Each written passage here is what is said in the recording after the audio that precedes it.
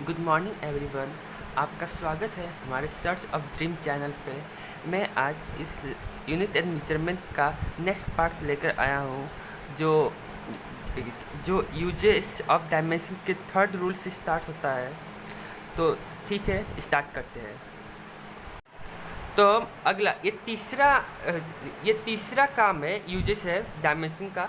Find the relation between given physical quantity and compare. मतलब कि दो फिजिकल क्वांटिटीज है, उसके बीच का रिलेशन पता करना है। जैसे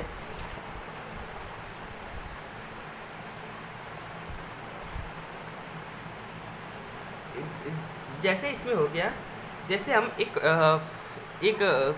फॉर्मूला दे दिए, v equal to under root E by D. हमें इसका रिलेशन पता करना है। v है वेलोसिटी, ई है इलास्टिसिटी और डी है डेंसिटी। हमें इसके बीच का रिलेशन पता करना है। देखिए वेलोसिटी का क्या होता है, वेलोसिटी का Lt-1 होता है डायमेंशन, Lt-1। तो इसका m 0 होता है, तो m होता ही नहीं, तो m को 0 हम ऐसे करके लिख लेते हैं, तो करने में आसानी होगी। हम अभी के लिए ये भूल जाते हैं कि इसका पावर क्या है, क्योंकि ये फॉर्मूला दे दिया गया है, पर कभी कभी फॉर्मूला इसमें नहीं देता है और बोलता है कि फॉर्मूला आप बनाओ। इसी चीज़ से फॉर्मूला बनेगा, आप बनाओ कि किसको कहाँ से कैसे पुट करें। तो देखिए भी को ऐसे बता देता है, हम तो फॉर्मूला बता दिए एज ए कि हमें यही फॉर्मूला लाना है कैसे भी करके। जैसे इसमें बस हम यही पता होता है कि भी का इक्वेशन निकालना है, भी का फॉर्मूला निकालना है, इन दोनों को कैसे भी आगे पीछे कैसे भी कुछ करते हैं। तो हम बस करते हैं भी इक्वल टू के कुछ कांस्टेंट होगा, ई के पावर ए और डी के पावर बी। ठीक है, हम बस ऐसे करके पता लगाते हैं। तो हो गया, तो के कांस्टेंट है, भी का ये पड़ गया, तो के कांस्टेंट है, तो कांस्टेंट का तो कोई भी डायमेंशन नहीं होता है, तो इसको हटा देते हैं। अगला जो इलास्टिसिटी का होता है ml-1 t-2 के पावर a, और जो डेंसिटी का होता है वो होता है ml-3 t0। इसमें t कुछ भी नहीं होता, यहाँ पे b कर देते हैं। ठीक है, तो यहाँ पे हम Lt-1 लिख दिए, यहाँ पे MAL-1 t-2 MAL-1 t-2, और यहाँ पे MB, यहाँ पे -a होगा, यहाँ पे -2a होगा, सॉरी यहाँ पे a, क्योंकि a अंदर जाएगा तो यहाँ पे -a हो जाएगा 1 से गुणा होके, और यहाँ पे -2a होगा। यहाँ पे L-3 -b, ठीक है, MB L-3b, जब वो b अंदर आएगा तब ऐसा होगा। अब हमें कंपेयर करना है, हमें अलग अलग चीज़ों को कंपेयर करना है और एक फॉर्मूला बनाना है। ठीक है, तो यहाँ पे देख लीजिए, यहाँ पे t दिया हुआ है, यहाँ पे t दिया हुआ है। क्या यहाँ पे कहीं पे t दिया हुआ है? नहीं। तो हमें इस t को इस t के इक्वल लाना है कैसे भी करके। तो कंपेयर शुरू करते हैं। जैसे इस t को इस t के इक्वल होगा, कैसे भी करके इसको कैसे भी मोड़ तोड़ दे, इस t को इस t के इक्वल लाना है। इस कंपेयर करना पड़ता है, पर कंपेयर करते इसके सिर्फ पावर को कंपेयर करते हैं और किसी भी दूसरी चीज़ को कंपेयर नहीं करते।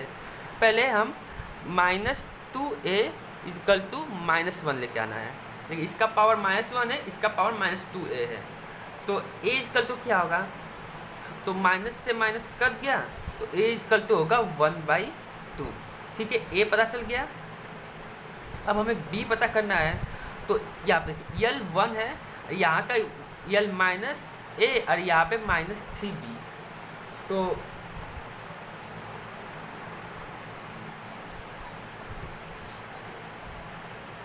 चलिए थोड़ा लंबा हो जाएगा, हम इसका यूज़ करते हैं। यम ए है और इसका यम बी है और इसमें यम 0 है, तो a plus B equal to 0। ठीक है, a का वैल्यू है 1/2 प्लस b इजकल टू 0, तो b इजकल टू -1/2 आ गया। ठीक है, इसको समझ में आ गया। b इजकल टू क्या आ गया, -1/2। समझ में आ गया। चलिए अब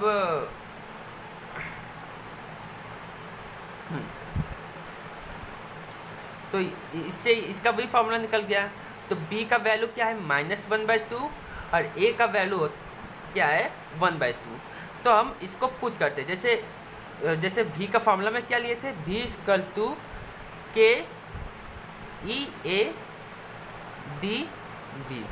तो d है डेंसिटी, b इसका पावर है, तो a का वैल्यू क्या है, 1/2। तो e 1/2, यहाँ पे k कांस्टेंट रख देते हैं, और d -1/2।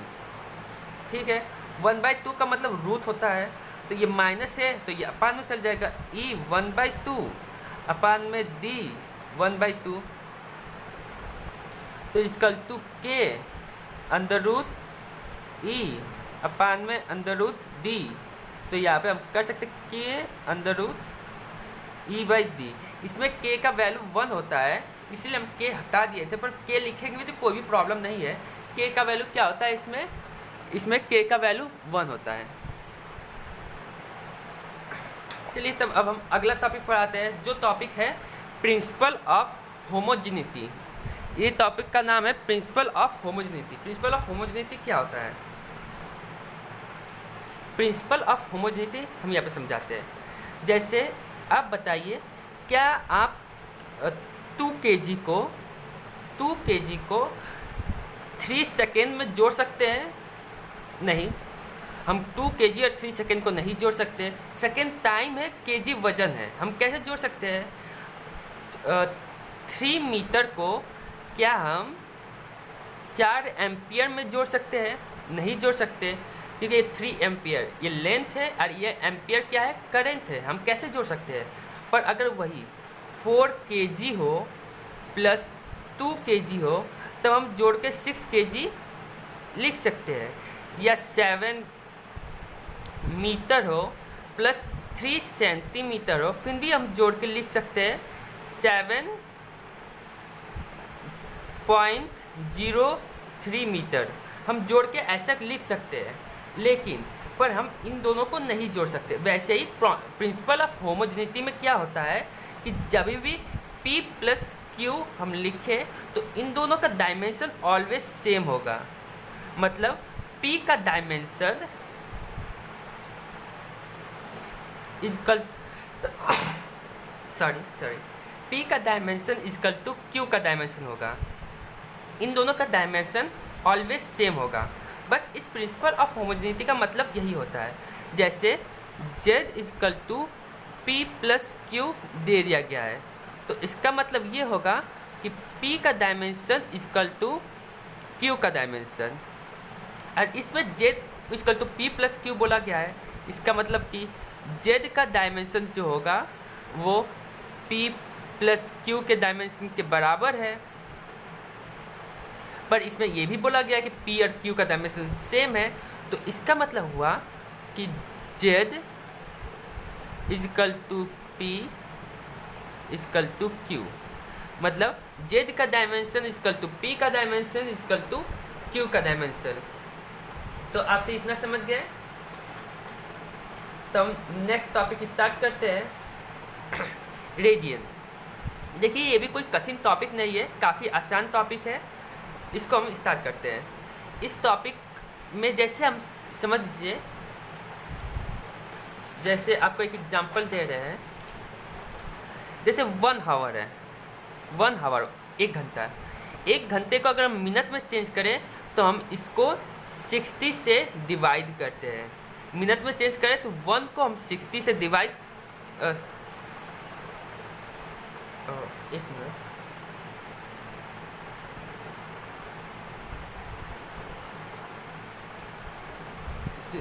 सॉरी एक गलत बोल दिया है। जैसे हम सेकेंड लेते हैं, सेकेंड से स्टार्ट करके जिससे आप अच्छे से समझ पाएंगे। सेकेंड लेते हैं, अगर हम सेकेंड छोटा होता है, अगर सेकेंड को हम मिनट में लेते हैं तो 1/60 करेंगे, तभी वो किस पे चेंज होगा, मिनट में चेंज होगा। अगर हम मिनट ले तो इसको अगर हावर में चेंज करें तो 1/60 से करेंगे, तो इसमें ये हावर में चेंज हो जाएगा। तो इतना समझ में आया। अगर हम सेकेंड को डायरेक्टली हावर्स में चेंज करें तो पहले सेकेंड को मिनट में चेंज करने के लिए 1/60 करते हैं, और उसके बाद मिनट को हावर में चेंज करने के लिए 1/60 करते हैं, और उसके बाद हावर, तो मतलब 1/3600 हावर। तो अगर सेकेंड को डायरेक्टली हावर में चेंज करें तो ऐसा करते हैं, अगर मिनट को हावर में चेंज करें तो ऐसा करते हैं। तो ऐसा ही कुछ रेडियन में पढ़ना है, हम बता रहे हैं। जैसे रेडियन में बोला जाता है, रेडियन में हम 1 डिग्री लेते हैं। 1 degree equal to 60 minute. Degree तो आप पहचानते हैं, ये माइन्यूट कौन सी बला है, तो माइन्यूट डिग्री से छोटा होता है। 1 डिग्री के अंदर 60 मतलब 60 माइन्यूट होते हैं, इसे हम माइन्यूट से दर्शाते हैं। 1 डिग्री के अंदर 60 माइन्यूट होते हैं, और अगर 1 डिग्री के अंदर करें तो 60 इंटू 60 8 सेकेंड होते हैं, इसे हम 8 सेकेंड से दर्शाते हैं, 8 सेकेंड। ठीक है, जैसे ये घंटा है, ये मिनट है, ये सेकेंड है। मान के चलिए 1 मिनट के अंदर 60 घंटे होते हैं, क्योंकि 1 घंटे के अंदर 60 मिनट होते हैं, और 1 घंटे के अंदर 60 × 60 सेकेंड होते हैं। तो बस इसी को सिंपली ये समझ लीजिए। तो देखिए 1 डिग्री इक्वल टू, इतना समझ में आ गया होगा, 1 डिग्री इक्वल टू होता है 1.74 इंटू 10⁻⁻² रेडियन। रेडियन को रेड से दर्शाते हैं, इसे रेडियन। ये यूज होता है जब बहुत दूर की डिस्टेंस नापनी होती है, तब हम रेडियन का इस्तेमाल करते हैं। तो इतना समझ में आ गया, 1 डिग्री इक्वल टू इतना रेडियन।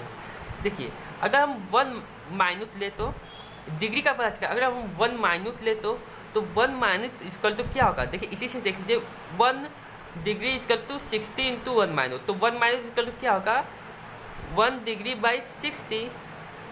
तो 1 डिग्री का वैल्यू ये है 1.74 इंटू 10⁻⁻², तो इसके अपान में 60, तो मतलब इसका हो जाएगा 2.91 इंटू 10⁻⁻4 रेड।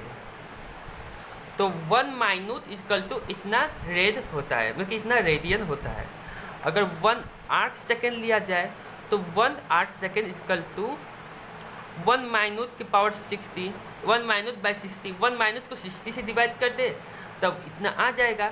या तो हम इसे ये लिख सकते हैं 1 डिग्री अपन 60 इंटू 60, मतलब 1 डिग्री अपन 3600, लाइक दिस। ऐसे जैसे 1 सेकेंड को अगर हावर में चेंज करें तो 3600 से डिवाइड करते हैं, वैसे ही। तो 1 माइन्यूट को जब उसमें चेंज करेंगे डिग्री में तो इतना से करना पड़ेगा, और उसके बाद होगा हम तो उसके वैल्यू लिख सकते हैं 4.85 इंटू 10⁻⁻6 रेड। ठीक है, आप इसमें मेन से क्या ही याद करना है, ये याद कर, ये और ये वैल्यू याद करना है, जो आपको सवाल लगाने में बहुत मदद करेगा। अगला राउंड ऑफ। राउंड ऑफ सभी को आता होगा, पर राउंड ऑफ में भी एक ट्रिक होता है इसमें, जिसमें आप कंफ्यूज हो जाते हैं। जैसे 4.365 को राउंड ऑफ करना है, 4.335 को राउंड ऑफ करना है, 4.457 को राउंड ऑफ करना है, 4 नहीं, या फिर 3 लेते हैं, 357 को राउंड ऑफ करना है। इन चारों को राउंड ऑफ, पर मैं देखता हूँ इन चारों में सभी 2 या 3 लगभग सही कर लेंगे, बाकी एक में गलती कर सकते हैं। जैसे अगर इसमें राउंड ऑफ करें तो देखिए इस 3 का राउंड ऑफ करते हैं तो इसको देखेंगे तो क्या होगा 4.4 हो जाएगा। इसमें देखें तो ये देखिए 3 5 से छोटा है तो क्या हो जाएगा 4.3 ही रह जाएगा। इसमें देखिए 5 है तो अधिकतर बच्चे क्या करेंगे 4.5 लिख देंगे, पर जो गलत होगा। देखिए अगर यहाँ पे इवन हो और यहाँ पे 5 हो तो हम इस इवन नंबर को चेंज नहीं करते, हम इसको 4.4 ही लिखते हैं। अगर यहाँ पे ऑड हो और यहाँ पे 5 हो तभी, जैसे यहाँ पे 3 लिखे हैं, यहाँ पे ऑड है, ये 5 है, तब हम चेंज करते हैं, चेंज करके 4.4 में चेंज करते हैं। तो ठीक है, आज के लिए इतना ही। इसका नेक्स्ट पार्ट कल अपलोड करेंगे, और जिसमें बच्चा है सिग्निफिकेंट फिगर बताना है, और पहला सिग्निफिकेंट फिगर, दूसरा एरर, और तीसरा कुछ इंस्ट्रूमेंट के बारे में बताएंगे। बस यही 3 टॉपिक पढ़ाना है, और ये मेन टॉपिक्स है जो मैं आपको कल अच्छे से डिराइव करके समझाएंगे। Thank you for watching. Thank you everyone. मैं नेक्स्ट पार्ट पे सिग्निफिकेंट फिगर से अपलोड कर दूंगा, और आप जुड़े रहे हमारे चैनल पे, और लाइक और सब्सक्राइब जरूर कीजिए।